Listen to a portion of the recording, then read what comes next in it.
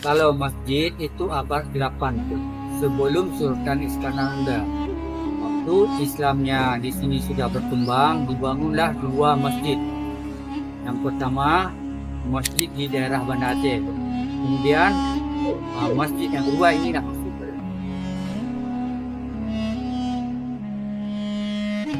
Masjid Tua Indrapuri merupakan masjid yang terletak di Desa Kedih, Kecamatan Indrapuri, Kabupaten Aceh Besar, Banda Aceh. Masjid ini dibangun pada abad ke-8 sebelum kepimpinan Sultan Iskandar Muda. Sedangkan benteng yang mengelilingi Masjid Tua Indrapuri dibangun pada masa kerajaan Hindu sebelum Islam masuk ke Aceh.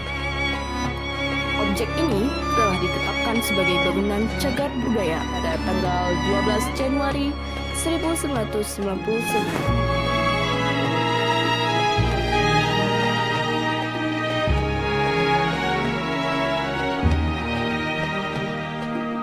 Benteng ini dibangun oleh kerajaan Hindu. Pada masa kerajaan Hindu itu namanya Ratu Arsya. Mereka ini berkuasa selama 1 abad. Ini dari abad Islam Masehi. Abad 7 Islam masuk melalui pasar.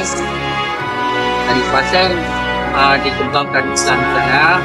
Orang-orang Aceh beragama Hindu, kemudian dia masuk.